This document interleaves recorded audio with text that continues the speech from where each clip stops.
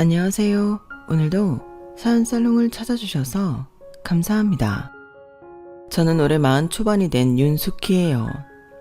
매일 올라오는 사연을 들을 때면 시작이 자연스러운 것 같은데 처음 제 사연을 보내려고 컴퓨터 앞에 앉으니 생각보다 어려운 거네요. 그래서 말인데 서툰 글솜씨로 담담하게 써내려가는 지난 이야기를 끝까지 들어주시고 잘했다는 칭찬과 앞으로도 잘 살 거라는 격려 꼭 부탁드려요. 저한테 지금 제일 필요한 말이거든요. 흔히 10년이면 강산이 변한다는 말을 하잖아요. 저는 그 10년 동안 앙상했던 나무에 꽃이 피고 강렬한 햇살이 들어오지다가 서서히 하나둘 낙엽이 떨어지고 다시 앙상해진 숲의 모습에 신경 썼더라고요.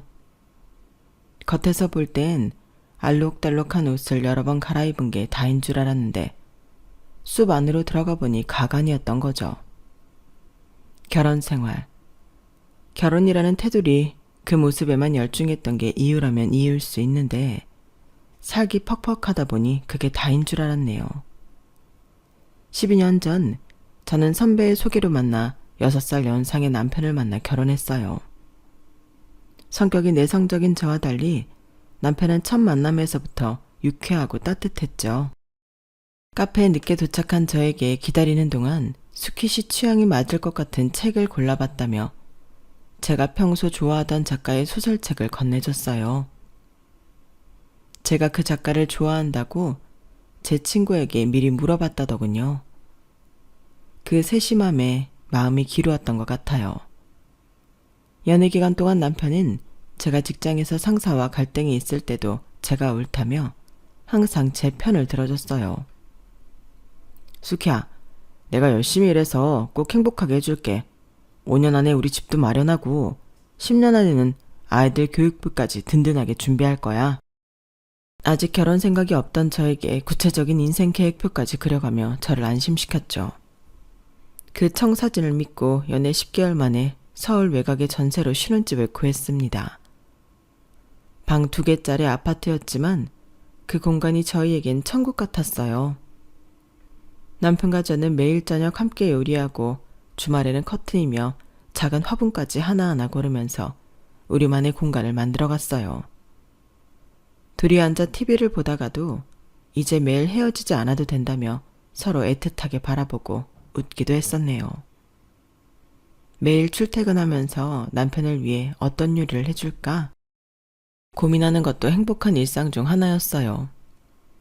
결혼 후 얼마 지나지 않아 남편이 회사에서 승진하고 저 역시 예상치 못한 성과금까지 받으며 내 집 마련의 꿈을 향해 한 발짝씩 다가서고 있었죠.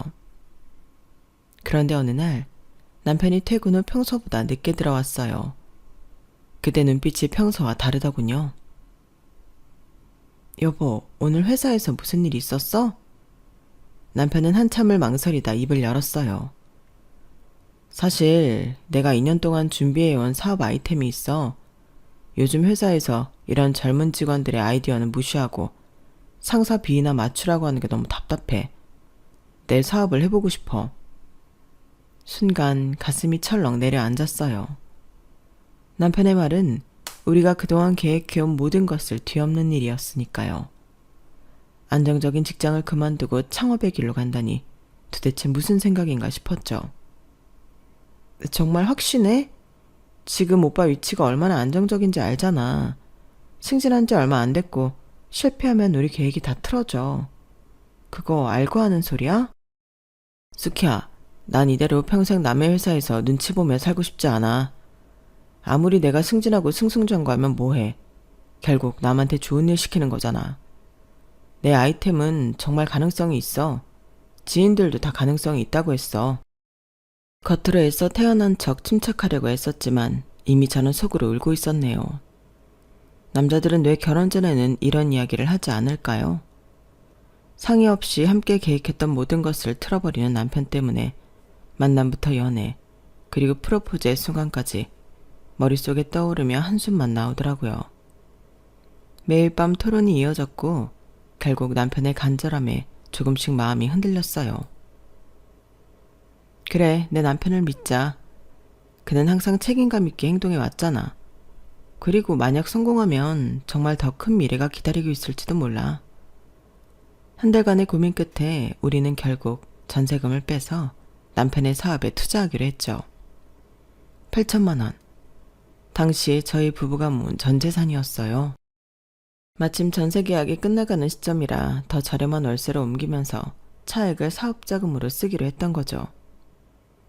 걱정하지 마. 내가 다 책임질게. 1년만 지나면 우리 집도 장만할 수 있을 거야. 온라인 쇼핑몰은 초기 투자만 잘하면 리스크가 적다니까. 처음엔 순조로운 듯 했어요. 남편은 밤낮 없이 일했고 저도 직장 생활을 하면서 주말에는 남편 사업을 도왔죠. 사무실 임대료 아끼려고 집에서 작업했는데 거실은 온통 상품의 샘플과 포장재로 가득했어요. 그래도 남편의 열정 넘치는 모습에 이 정도 불편쯤은 아무것도 아니라며 참았네요. 하지만 2개월이 지나자 문제가 보이기 시작했어요. 생각보다 광고비는 많이 들고 경쟁업체는 너무 많았던 거예요. 드디어 첫 주문이 들어왔어. 그동안 노력이 보상이라도 받는 듯 남편과 함께 두 손을 부여잡고 좋아했는데 긴장감이 풀어져서인지 그날 밤 저는 살짝 두통이 있었어요. 몸살이 올까봐 조심했는데 그게 임신 징후였던 거죠. 매일 긴장 속에 스트레스를 받았는데 그 와중에 천사가 찾아온 거예요. 하지만 현실은 그 기쁨을 만끽하기 어렵더군요. 예상하지 못했던 물류 지연이 고객 불만으로 늘어갔거든요. 배송이 늦는다, 상품이 설명과 다르다는 항의 전화를 받을 때마다 남편의 어깨가 점점 처져가고 있었죠. 여보, 조금만 더 기다려. 초반에는 다 이런 거래. 우리 제품이 입소문만 나면. 심한 입덧으로 고생하면서도 남편을 위해 힘을 내려 했지만 현실은 냉혹했어요. 아무리 노력해도 사업 아이템이 좋았어도 시장 조사를 제대로 안 하고 무턱대고 달려든 결과 무모한 도전이라는 걸 알았을 땐 이미 늦었더라고요. 결국 시작한 지 1년 만에 사업은 실패로 돌아갔고 저희의 전 재산도 사라졌거든요. 그날 밤 남편은 술에 취해 들어왔어요. 그리고는 어떻게든 처자식을 먹여 살릴 생각에 급하게 이력서를 내고 면접을 보고 왔는데 탈락했다고 말했죠.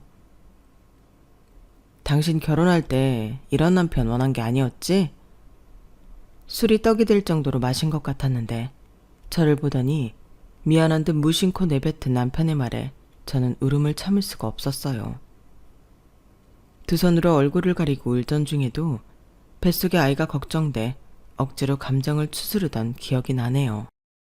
그땐 정말 막막했어요. 집도 잃고 남편은 시리에 빠져있고 갓 태어난 아이까지 있었으니까요. 남편을 원망하고 싶었지만 스스로 무너져가는 모습을 보니 차마 그럴 수도 없더라고요. 내가 더 강해져야겠다는 생각뿐이었어요. 결국 저희는 시댁으로 들어가게 되었네요. 당시 저희 친정은 시골이라 서울까지 직장 다니기가 힘들었거든요. 시어머니는 우리 며느리 고생시켜서 미안하다며 눈물을 흘리셨지만 갓 태어난 아이를 안고 남의 집에 들어가는 기분은 말로 표현할 수 없었어요. 숙희야, 2년만 참자. 내가 다시 일어설 테니 나만 믿고 기다려줘. 남편은 다시 취업 전선에 뛰어들었지만 한번 경력이 단절되니 예전처럼 좋은 회사에 들어가기 쉽지 않더군요. 그는 자존심을 버리고 작은 회사에 입사했고 저도 일하고 싶었지만 몸이 약한 아이 탓에 육아에 전념하게 되었네요. 당연히 월급은 턱없이 적었고 그마저도 계약이 끝나면 몇 달씩 실업 상태가 이어졌죠. 여보, 우리 언제쯤 독립할 수 있을까? 현서도 이제 어린이집 다닐 나이고. 조금만 더 기다려. 지금 진행 중인 프로젝트가 잘 풀리면 보너스도 받을 수 있어. 그럼 전세 보증금 일부라도 마련할 수 있을 거야. 하지만 그 조금만 더가 영원히 이어지는 것 같더군요. 남편의 그 2년이란 약속은 어느새 5년, 8년, 그리고 12년으로 늘어났습니다. 그 사이 둘째도 태어났고 시부모님은 연세가 더 드신 만큼 우리 가족의 거처도 여전히 시댁이었으니까요. 어느덧 시어머니는 집안일에 손 하나 까딱도 안 하셨고 육아와 집안일은 모두 제 차지가 되었죠. 물론 시댁에 들어간 처음부터 그랬던 건 아니었어요. 오히려 시어머니는 첫 몇 달 동안 저를 많이 배려해 주셨던 기억이에요. 아마 결혼해서 잘 살 거라고 생각했는데 아들이 사업을 말아먹었고 가난아기를 안고 들어온 며느리가 불쌍했던 거겠죠. 현서가 울면 먼저 달려가 안아주시고 저보고는 몸조리 잘 하라며 당신이 아기를 보신다고 했던 모습이 아직도 눈에 선하거든요. 그 시절만 생각하면 지금도 마음이 아려요. 그때의 시어머니는 정말 따뜻했거든요. 이른 아침에도 저보다 먼저 일어나 아기 기저귀를 갈아주시고 제게는 몸보신한다며 끓여주신 미역국을 떠서 드시라고 건네주셨으니까요. 그렇게 산후조리 한 달을 고생 없이 보낼 수 있었는데 어디서 일이 잘못되었을까. 다 지난 일이지만 되돌아보면 가슴 시리게 아프고 따뜻한 기억으로 떠오르네요. 어머니, 정말 감사해요. 저 혼자였으면 어떻게 했을지. 제가 진심으로 감사 인사를 드리기라도 하면 시어머니는 손사래를 치며 따뜻하게 웃으셨죠. 무슨 소리야. 네가 낳은 아이가 내 첫 손주인데. 네 자식이기도 하지만 내 손주니 내가 도와주는 게 당연하지. 산후조리 잘못하면 나중에 몸고생 더하니까 쉴 때 쉬렴. 하지만 3개월쯤 지나자 상황이 달라지기 시작하더군요. 처음엔 미묘하게 느껴졌던 변화가 점점 뚜렷해지면서 제 따뜻했던 봄날도 그렇게 서서히 가을을 지나 매서운 찬바람이 부는 겨울로 가고 있었다는 걸 그땐 미처 알지 못했네요. 어느 날 아침 현서가 보채서 안고 있는데 시어머니가 주방에서 소리치셨어요. 숙희야, 내가 지금 나가봐야 하는데 빨래 좀 개놓으렴. 반일 멜래? 손주 볼래? 그러면 다들 반일 한다는데 내가 그 말이 무슨 말인지 알겠더라. 허리가 어찌 아픈지 몸을 숙이지도 못하겠어. 그땐 그 말이 서운하게 들리지 않았어요.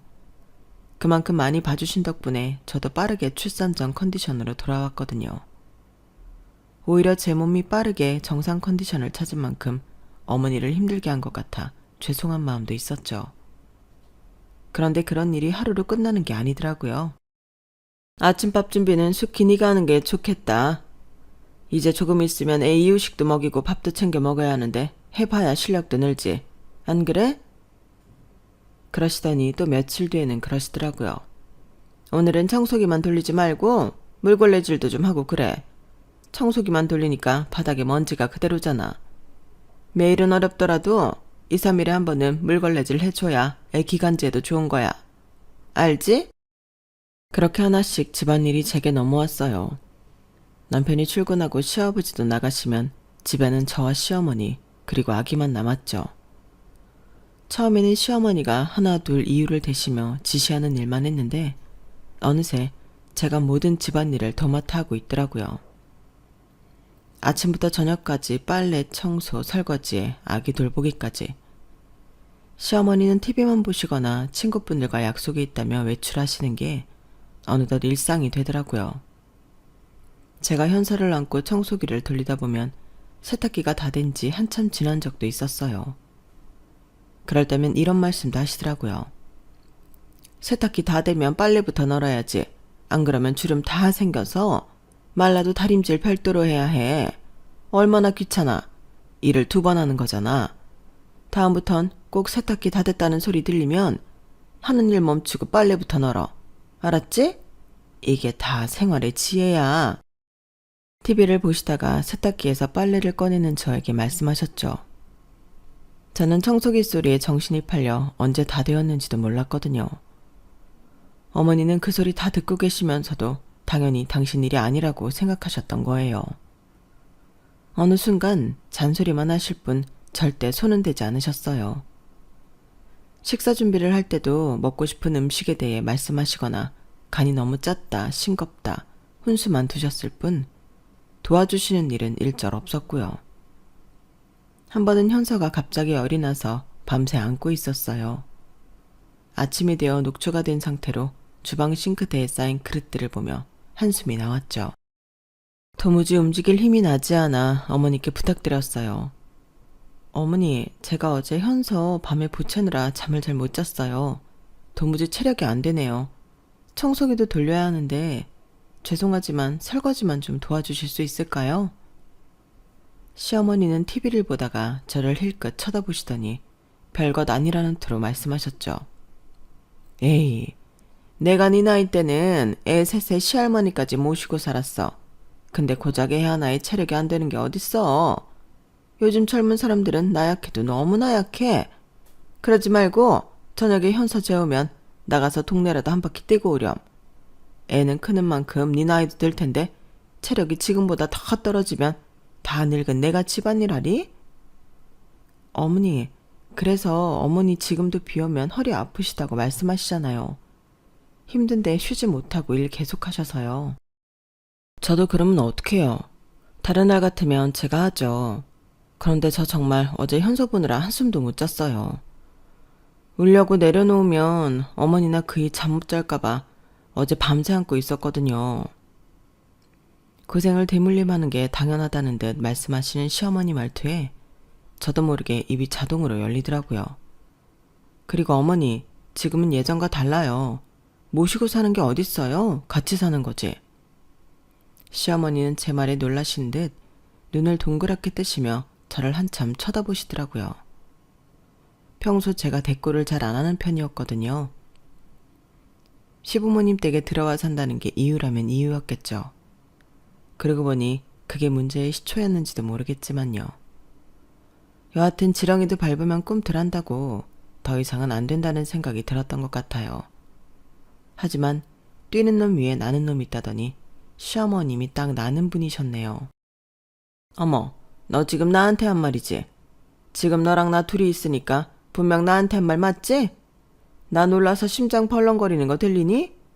요즘 애들 나약하고 버릇없다 하더니 다른 집 며느리도 아니고 내 며느리가 그럴 줄 꿈에도 몰랐다.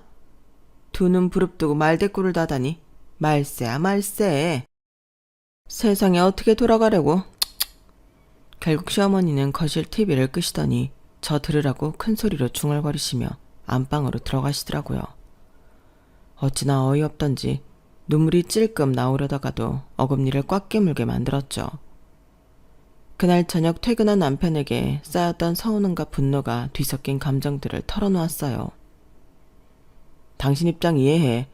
몸이 피곤해서 도와달라고 말했던 건데 그런 소리 들었으면 나라도 서운했을 것 같아. 그런데 엄마 말처럼 엄마는 그런 세대를 보내셨던 분이니까 당연하다고 생각하셨을 거야. 오히려 당신이 또박또박 맞는 말에서 더 어이없고 괜히 민망하니까 TV 끄고 거실 들어가셨다며. 다음엔 안 그러시겠지. 나도 엄마한테 말 잘해볼게. 미안해. 내가 사업 말아먹지만 않았어도 당신 힘들게 안 하는 건데. 속 시원하게 어머님 욕을 해주는 남편은 아니었지만 중간에서 자기 나름대로 애쓰려는 남편을 보고 있으면 갑자기 또 미안하다는 생각이 들었어요. 남편도 남편 나름대로 아둥바둥 애쓰고 있는데 철없이 제 맡은 일을 안 한다는 느낌이 들었던 거죠. 다 지나고 보면 부질없는 짓이었는데 말이에요. 그러다 보니 시댁에서 시간은 한 해 두 해 흘러가게 되었고 독립은커녕 첫째가 4살이 되던 해 둘째까지 갖게 되었네요. 혼자는 외로울 것 같아서 하나는 더 낳고 싶었는데 그게 지금은 아니었어요. 하지만 삼신할매는 제 의사와 상관없이 선물을 주셨더라고요. 남편은 소식을 듣고 정말 기뻐했어요. 여보, 고마워. 우리 가족이 또 늘어나다니. 정말 기쁘다. 내가 정말 더 열심히 할게. 이번엔 정말 잘 될 거야. 나만 믿어. 하지만 임신 소식을 전했을 때 시어머니의 첫마디는 지금도 잊혀지지 않네요. 그래, 이번엔 아들이겠지?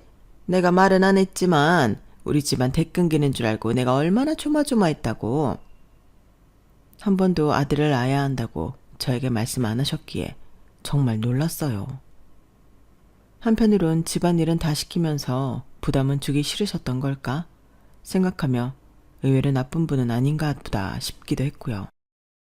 그러시더니 그날부터 아들 낳는 음식이라며 온갖 것을 저에게 먹이기 시작하셨어요. 쑥뜸을 뜨면 아들을 낳는다는 미신을 믿고 제게 쑥뜸을 강요하시기도 했죠. 임신 중기에 초음파 검사를 받으러 갔을 때 시어머니가 꼭 같이 가시겠다고 하실 정도였죠. 성별을 미리 알아야 한다면서요. 그러더니 의사가 화면을 보며 언니랑 사이좋게 지내겠다고 말했을 때 옆에 있던 시어머니 눈에 띄게 인상을 쓰시는데 놀랬어요. 그런 모습은 처음 봤거든요. 집에 돌아오자마자 시어머니는 한숨을 크게 쉬며 말했어요. 아, 또 딸이라니 우리 집안은 태가 끊기겠구나. 그래도 뭐 삼세판이라는 말이 괜히 있는 게 아니잖니? 그치 수키야. 둘째 낳고 산후조리 빨리 해서 셋째는 꼭 아들 낳아. 미룰 것도 없어. 네 나이도 있는데. 괜히 노산이다 뭐다 속썩이지 말고. 알았지?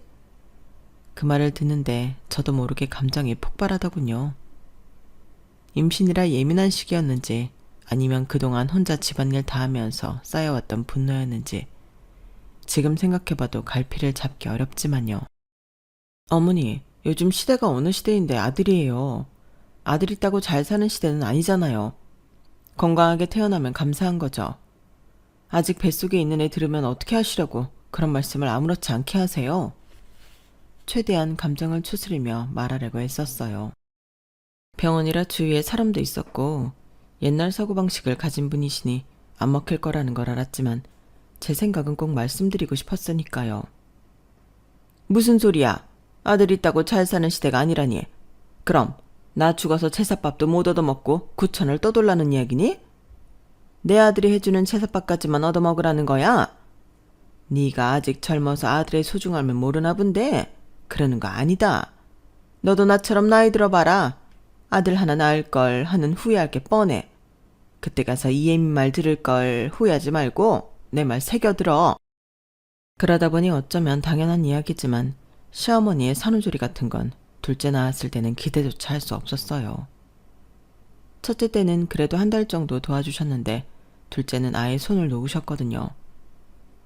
남편에게 산후도우미를 부르자고 했더니 그 반응이 기가 막혔어요. 뭐? 산후도우미? 엄마도 계신데 무슨 산후도우미야.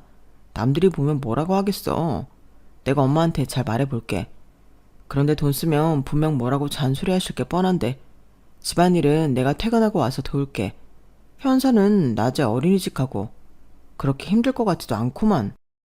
어이없는 신랑 반응에 내가 지금까지 살붙이고 살던 사람 맞나 싶더라고요. 엎친 데 덮친 격이라고 시어머니는 더 하셨네요. 요즘 젊은 사람들 참 하여튼 손 하나 까딱 안 하고 편하게만 살려고 해. 산후도우미 부르는 거 너무 사치야. 우리 때는 상상도 못했어. 그리고 남들이 보면 뭐라고 하겠니? 시어머니 있는데 산후도우미 부른다고? 뒷담화 엄청 나올 텐데.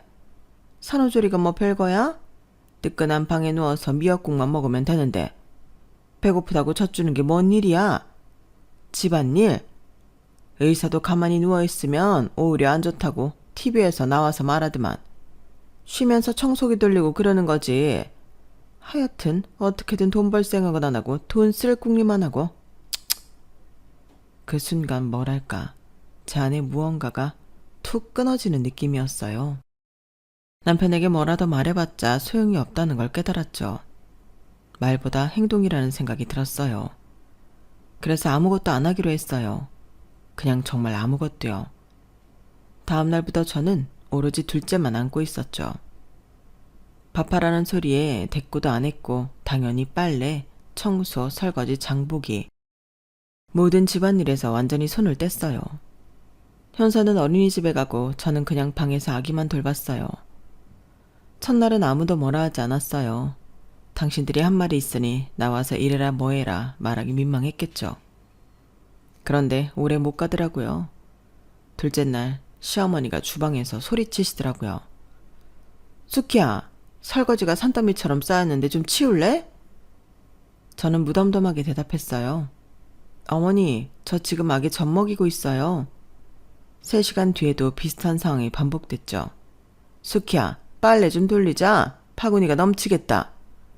어머니, 지금 아기가 잠들었어요. 저도 지금 아니면 또 못 자요. 잠깐 한숨 잘게요. 그렇게 이틀 사흘이 지나자 집안은 엉망이 되었고 시어머니는 어쩔 수 없이 집안일을 하기 시작했어요. 퇴근한 남편도 놀란 눈으로 저를 쳐다봤죠. 여보, 몸이 많이 안 좋아? 오늘도 방에서 밥 먹을 때만 나오고 안 나왔다며. 몸이 좋고 말고가 어딨어. 하루 종일 애 기저귀 갈고 젖 먹이고 하다 보면 하루가 다 가는데. 게다가 현서 어린이집 데려다주고 데려와서 씻기고 밥 먹이고 자기 전까지 놀아주면 몸이 10개라도 모자랄 판이야. 남편은 무언가 말하고 싶어하는 눈치였지만 저도 모르쇠로 일관하며 주구장창 힘들다는 말만 하니 아무 말도 못하더라고요. 그렇게 일주일이 지났을 무렵 더 이상 안 된다고 판단했는지 남편이 말하더라고요. 가사 도우미 알아봐야겠다. 이러다 집안꼴이 말도 아니겠어. 엄마도 많이 힘들어하시고. 시어머니는 못마땅하신지 눈에 쌍심지를 켜고 계셨지만 더 이상 말씀하시진 않았어요. 남편이 못 이기는 척 가사 도우미를 부르지 않는다면 당분간 집안일은 어머니 차지가 될 거라는 걸 너무 잘 알고 계셨으니 말리고 싶지 않으셨겠죠. 돈이 아깝다고 계속 궁시렁대셨지만 그 돈 아끼려고 집안일을 하기 시작하면 앞으로도 해야 할지 모른다는 두려움이 계셨을지도 모르고요. 가사 도우미가 온 한 달 동안은 정말 천국이었어요. 온전히 아이에게만 집중할 수 있었거든요. 그동안 제가 얼마나 많은 일을 하고 있었는지 새삼 실감했죠. 도우미 아주머니도 그러시더라고요. 이 집은 일이 참 많네요. 보통 가사 도우미 10년인데 해도 이 집은 일이 끝나질 않아. 새댁 힘들었겠어. 한 달이 지나자 도우미도 떠나고 다시 일상으로 돌아왔어요. 하지만 이제 전과는 확실히 달라졌죠. 다른 건 모르겠지만 제 마음가짐이 전과 달라진 걸 느꼈거든요. 더 이상 혼자 짊어지지 않겠다는 다짐이 생겼으니까요. 무엇보다 더 이상 남편을 믿고 기다리면 안 될 것 같다는 생각이 들었어요. 시댁에 들어온 이후 재택으로 할 수 있는 아르바이트를 꾸준히 했지만 큰 수익은 없었죠. 그래도 조금씩 돈이 모인다는 생각에 밤새 잠을 줄이고 한 푼 두 푼 모았지만 이젠 집 밖에서 돈을 모아야겠다는 생각뿐이었어요. 시어머니는 제가 일한다고 낮에 나가기 시작하자 또 한바탕 잔소리를 하시더라고요. 애도 어린데 무슨 일이야. 집에서 애나 잘 키워. 며느리가 돈 벌겠다고 나가면 이 집은 누가 돌보고. 내가 나이가 몇인데 며느리 놔두고 집안일 하라고? 게다가 아들까지 있는데? 나가서 고작 몇 푼 번다고 집안을 이 모양 이 꼴로 만들겠다는 거야? 괜히 고생하지 말고 내가 아침은 간단히 토스트라도 준비할 테니 나머지는 원래 하던 대로 숙히 네가 해. 됐지? 이제 속 시원하지? 시어머니는 인심 쓰듯 말하셨죠. 하지만 저는 꿋꿋하게 밀어붙였어요. 남편에겐 우리들이 돈을 벌면 더 빨리 독립할 수 있다고 설득했고 시어머니에겐 요즘은 맞벌이가 대세라고 제가 벌면 용돈도 더 많이 드릴 수 있다며 어르고 달랬네요. 그렇게 본격적인 일을 시작했지만 경력이 단절되어 제대로 된 직장을 다닐 수는 없었죠. 낮엔 카페에서 알바하고 애들이 자는 밤에는 재택으로 문서 작업을 했어요. 주말에도 쉬지 않고 일했고요. 정말 눈코 뜰 새 없이 바빴지만 이상하게도 마음은 편했어요. 시댁에서 온종일 시어머니 눈치만 보는 것보다 차라리 일하는 게 낫다는 생각이 들었거든요. 물론 애들이 눈에 밟혔지만 언제까지 지금의 고생이 훗날 우리 가족의 행복을 찾아줄 거라는 믿음 하나로 앞만 보고 달리기 시작했네요. 시간이 좀 지났을 무렵 남편이 돈을 벌기 시작했지만 분가는 여전히 먼 나라 이야기더군요. 어느 순간부터 남편이 재산에 관한 이야기를 투명하게 하지 않았거든요. 여보, 우리 얼마나 모았어? 이제 슬슬 독립할 때가 된 것 같은데. 우리가 버는 돈으로 생활비 쓰고 엄마에게도 드리고 애들 교육비 내고 나면 얼마 안 남아. 좀 더 참자. 생활비 명목으로 어머님께 얼마를 드린다며 남편은 점점 더 재정 상태를 숨기기 시작했어요. 그때 깨달았죠. 내가 스스로 살 길을 찾아야 한다고. 그리고 더 악착같이 모으기 시작했어요. 그러다 우연히 남들 다 자는 한밤중에 카페 청소일을 알게 되었는데 생각보다 꽤 많은 돈을 벌 수 있더라고요. 쉬는 날이 없는 만큼 힘들었지만 11시에 나가 새벽 6시에 집에 올 때까지 쉬지 않고 일을 하면 가게 3군데는 고정으로 할 수 있었고 그 돈이 꽤 쏠쏠했어요. 친정엄마는 돈이 되는 건 제 수명을 깎아먹기에 그런 거라며 만류했지만 통장에 쌓여가는 잔고를 보면 위안이 되더라고요. 지금 다시 그때로 돌아가 할 수 있냐고 묻는다면 당연히 못한다고 할 것 같아요. 그런데 그땐 분가라는 목표 하나에 저를 갈아 넣어도 아쉽지 않다고 생각했던 것 같아요. 그만큼 절실했으니까요. 그렇게 어느덧 시계득이 들어온 지 12년의 시간이 흘렀더라고요. 갓 태어났던 첫째는 어느덧 초등학교 졸업을 앞두고 있었죠. 처음 1년엔 재택으로 50만 원도 모으기 힘들었는데 어느 순간 5천만 원, 1억, 눈덩이처럼 불어나더라고요. 종잣돈이 무섭다더니 절실했던 제 마음을 하늘이 알아주셨는지 투자했던 수익도 있었고 월급에서 한 푼도 쓰지 않고 고스란히 모았더니 분가해도 될 만큼 돈이 모였죠. 무려 5억이라는 돈 말이에요. 목표한 돈을 확인했을 때 그 느낌은 솔직히 아이들을 낳았을 때보다 더 짜릿했던 것 같아요. 더 이상 시어머니 눈치를 보지 않아도 된다는 생각, 나도 할 수 있다는 믿음, 세상이 다 내 것이 된 것처럼 기뻤으니까요. 시댁에 들어온 지 12년, 드디어 5억이라는 돈을 모았고 모든 계획이 순조롭게 진행되는 듯 했어요. 이제 남편에게 분가 이야기를 꺼내야 할 시간, 막상 말하려니 가슴이 쿵쾅거리더군요. 왠지 이야기를 개인적으로 꺼내면 또 후일로 미루겠지 싶어서 과감하게 저녁 식사 자리에서 말했어요. 여보, 그리고 어머님, 아버님, 제가 드릴 말씀이 있어요. 저희 이제 분가하려고 해요. 갑작스러운 제 말에 남편은 젓가락을 떨어뜨렸고 시어머니는 눈을 동그랗게 뜨셨어요. 뭐? 분가? 무슨 돈으로? 우리가 돈이 어디 있다고 그래. 그래, 당신 마음 알았어. 이따 얘기해. 이따 언제? 그게 벌써 12년이야. 그동안 내가 번 돈으로 전세자금 모았어. 이제 분가할 때 됐어. 시어머니는 숟가락을 내려놓으며 한숨을 깊게 내쉬었어요. 무슨 분가야? 이제 서로 좀 익숙해져서 샬만한데. 뜬금없이 무슨 소리야? 절대 안 돼. 시아버지도 눈살을 찌푸리셨죠. 한 집에 있으니 손주들 얼굴 매일 볼 수 있어 좋은데 가려거든 멀리 가지는 마라. 이 동네에서 살아라. 시어머니는 마치 못 들은 척하며 말을 이어가셨어요. 가긴 어딜 가? 못 들은 소리로 할게. 또 집안일 때문에 그래? 힘들면 일하는 사람 주위에 한 번이나 부르든가. 잘 살다 며느리가 시댁에서 나간다고 하면 쫓아냈다고 동네 사람들 말 나와. 요즘 일한다고 집안일도 설렁설렁하면서 이러는 거 아니다. 아니나 다를까 어느 누구도 찬성한다는 사람이 없더라고요. 그날 저녁 침대에 누워있는데 남편이 물었어요. 분가하면 어디로 갈 건데? 아직 정확히는 모르겠어. 그냥 우리끼리 나가서 살고 싶어. 12년 동안 남의 집에서 눈치 보며 산 것 같아서. 남편은 한동안 말이 없더니 한숨을 쉬며 말했어요. 알았어. 살고 싶은 동네 있으면 가서 집 봐. 마음에 드는 데 생기면 말해. 그때 같이 가서 볼게. 제 귀를 의심했어요. 아까 다르게 이렇게 쉽게 허락할 줄은 몰랐거든요.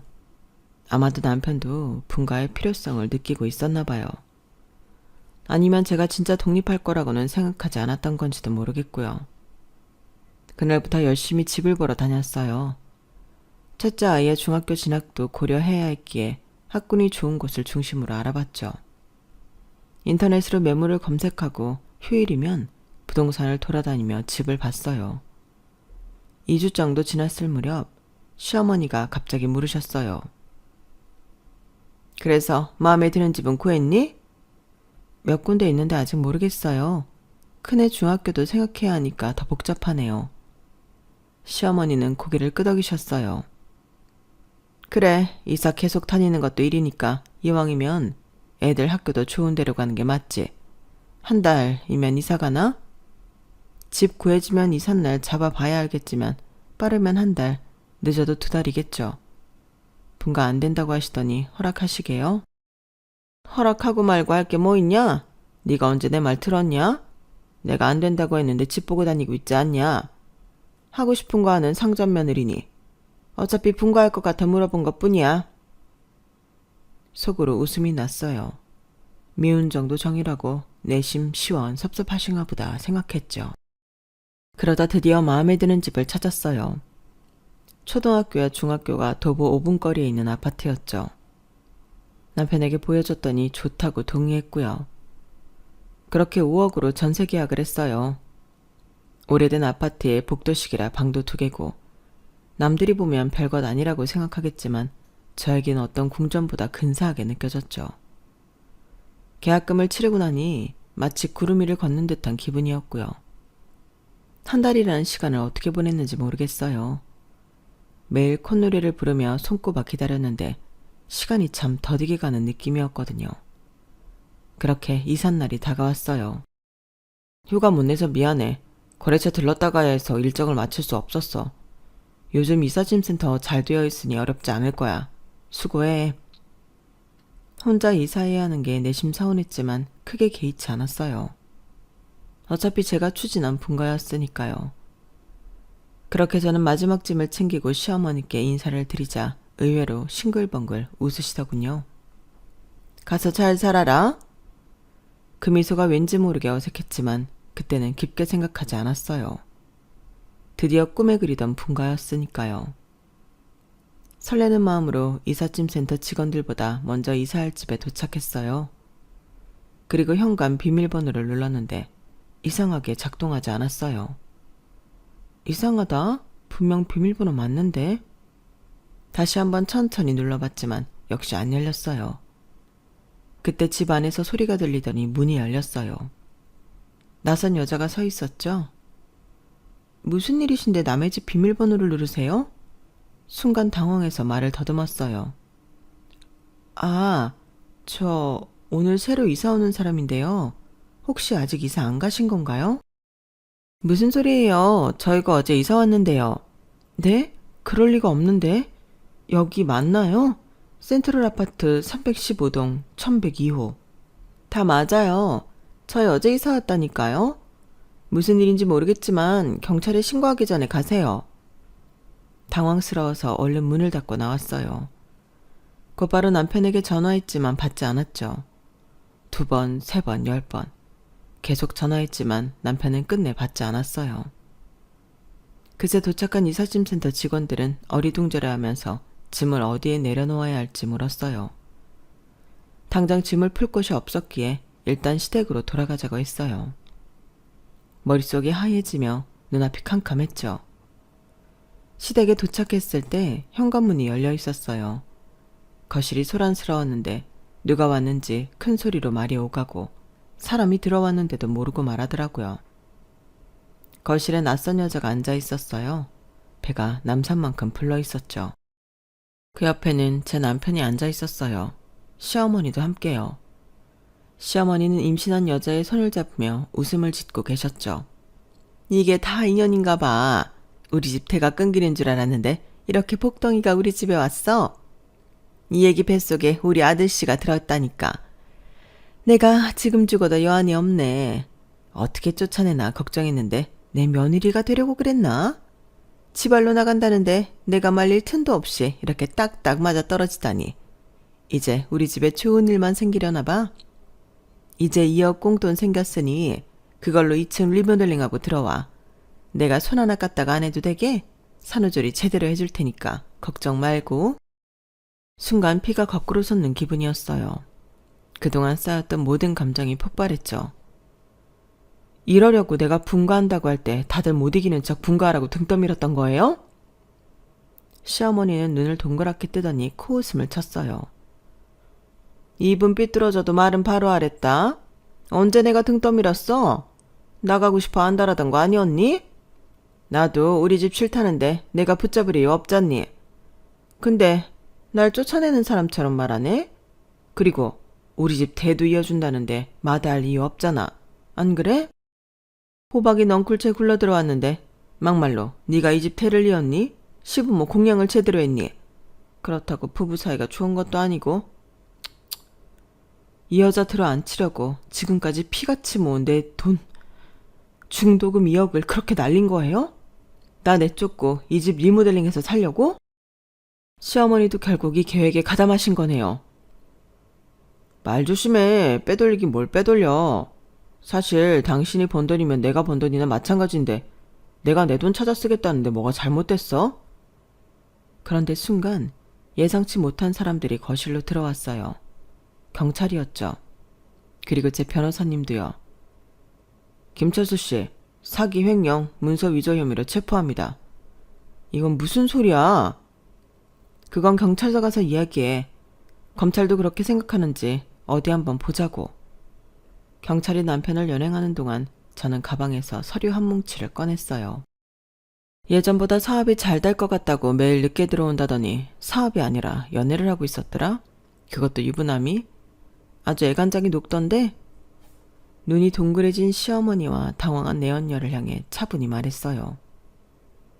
법원에 이혼 소송과 함께 재산분할 청구했어. 내 명의의 재산은 당연히 다 가져가고 당신 명의의 재산 절반, 그리고 외도와 사기 행각에 대한 위자료 청구까지 하나도 빠짐없이 할 거야. 그리고 어머님, 민법 839조 2에 따라 혼인 중 육아와 가사노동에 대한 기여분도 인정받을 거예요. 12년 동안 무보수로 일한 가사노동자로서의 시간 가치도 계산해서요. 내연녀는 놀란 표정으로 자리에서 일어나려 했어요. 하지만 제가 손을 들어 제지했죠. 그리고 당신에게도 청구할 거야. 그러니까 돈 준비해야 할 거야. 시어머니는 시퍼렇게 변한 얼굴로 소리쳤어요. 이게 다 무슨 소리야? 어디서 헛소리를 짓거려? 어머님, 헛소리 아니고 사실이에요. 그나저나 저한테 줄 돈도 돈이지만 이사 준비 하셔야겠던데요. 이 사람이 사업한다고 몰래 이 집 담보대출 받은 거 알고 계셨어요? 이자가 꽤 밀렸던 것 같던데. 기한 넘기면 경매로 넘어간다는 소리도 있고. 시어머니 얼굴이 하얗게 변하시더니 뒷목을 잡고 그대로 쓰러지셨죠. 내연녀는 상황이 안 됐다고 생각했는지 황급히 일어나 도망치려다 넘어져 배를 부여잡았고요. 남편은 오해가 있는 것 같다고 말했지만 결국 경찰서로 가게 되었고 저는 변호사와 함께 그 자리를 떠났죠. 사실 저는 몇 개월 전부터 모든 것을 눈치채고 있었어요. 남편이 퇴근해서 이것저것 정리하는데 서류 가방에서 웬 초음파 사진이 한 장 나오더라고요. 이게 뭐야? 아, 회사 신입이 출산휴가 미리 쓴다길래 임신을 해야 출산휴가를 쓰는 거라고 말했더니 자기가 임신했다고 가져왔어. 회사에 둔 줄 알았는데 떨어져 가방에 들어갔나 보네. 하여간 요즘 MZ세대 무섭다니까. 그런가 보다 하고 별 의심 없이 그냥 넘어갔는데 며칠 뒤 남편이 넌지시 물어보는 거예요. 당신은 입덧 없지 않았어? 왜? 아니 그냥 TV 보니까 입덧 심해서 밥 못 먹는다는 여자들도 있던데 유난인가 싶어서. 그때 뭐지? 하는 생각이 들었어요. 왜 여자 촉 있잖아요. 애 둘을 임신했을 때도 궁금해하지 않던 입덧. 그걸 이제야 묻는다는 게 아무래도 이상했죠. 남편이 잘 때 차키를 몰래 가져와 블랙박스를 확인했더니 낯선 여자와 함께 차에 타는 모습이 찍혀 있었어요. 차 안에서 히히덕거리는 소리도 녹음되어 있었고요. 어이가 없었지만 바로 행동하지 않고 그때부터 차근차근 이혼 준비를 시작했어요. 변호사를 찾아가 법적 대응책을 마련했죠. 지금까지 살았던 게 억울해서라도 쉽게 이혼 서류에 도장 찍고 싶지 않았거든요. 그렇게 분가 준비를 하고 반격을 생각할 때 남편이 결정적인 순간을 제시하더라고요. 전셋집 계약을 하고 며칠 지나지 않았는데 부동산에서 전화가 왔거든요. 사모님, 왜 이사 안 해요? 아무리 그래도 계약금 5천만 원이 위 집 개 이름도 아니고. 그게 무슨 말이세요?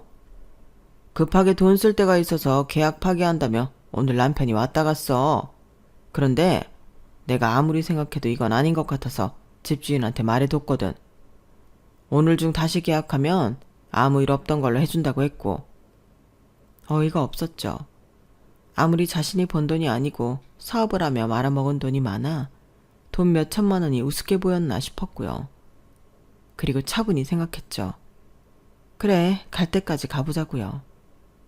그 사실을 알았던 저녁, 남편은 저에게 아무 말도 하지 않았어요.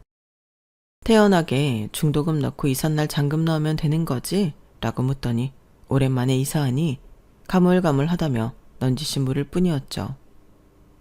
웃긴 건 집주인한테는 제가 바람이나 재산을 빼돌리려 한다며 사정사정해서 중도금을 돌려받았다는 거예요. 사실 남편이 저지른 일은 단순한 부부싸움이 아니라 법적으로 사기와 횡령, 그리고 문서 위조에 해당했어요. 그리고 제 도장과 서명을 위조한 것은 명백한 범죄였죠. 변호사님의 조언대로 경찰에 고소장을 제출했고 확보한 증거를 함께 제출했어요. 남편이 제 명의의 재산을 허락 없이 처분하려 한 행위는 재산상 배임에 해당했기 때문에 경찰이 직접 출동한 것이었죠. 이 모든 건 당연히 증거로 제출되었어요. 일을 크게 만든 건 남편이었던 거죠. 그로부터 6개월 후 모든 것이 달라졌어요. 남편은 사기죄와 횡령, 문서 위조 혐의로 징역 1년 6개월에 집행유예 3년을 선고받았고 재산의 60%를 저에게 넘겨야 했어요. 가사노동과 육아에 대한 기여도를 법원이 인정해준 덕분이었죠. 게다가 외도에 대한 위자료와 양육비까지 지불해야 했고요. 내연녀는 아이를 낳자마자 도망갔다고 해요. 남편 재산이 대부분 없어진 걸 알고는 더 이상 기대할 게 없다고 판단했나 봐요. 아이는 시어머니가 키우게 되었죠. 시어머니는 남편이 몰래 담보대출을 받은 집이 결국 경매로 넘어가 자리에 나앉게 되었어요. 시아버지도 충격으로 쓰러지셨다고 하더군요. 저는 그동안 카페 청소로 쌓은 경험을 살려 클리닝 서비스 회사를 창업했어요. 아직 안정적인 수익을 내려면 몇 달 더 해봐야 알겠지만 내 일을 한다는 자부심에 매일 눈 뜨는 게 즐거워요. 딸들은 더 이상 할머니의 잔소리를 듣지 않아도 되어 행복해했어요. 첫째는 중학교에 입학해 새 친구를 사귀었고 둘째는 초등학교에서 잘 적응하고 있었죠. 그리고 이젠 제 명의로 된 18평 아파트에서 지내요. 그동안 모은 돈의 위자료를 받으니 작은 평수 아파트는 살 수 있겠더라고요. 물론 대출 조금 껴서요. 그래서 저 요즘 너무 행복해서 어디라도 자랑하고 싶었어요. 앞으로도 저 잘해갈 수 있겠죠? 제 이야기는 여기까지입니다. 들어주신 분들 모두 행복하시고 부자 되세요. 여러분, 사연 댓글에 응원과 현명한 조언 부탁드려요. 좋아요와 구독은 저에게 큰 힘이 됩니다. 오늘도 좋은 일 가득하세요.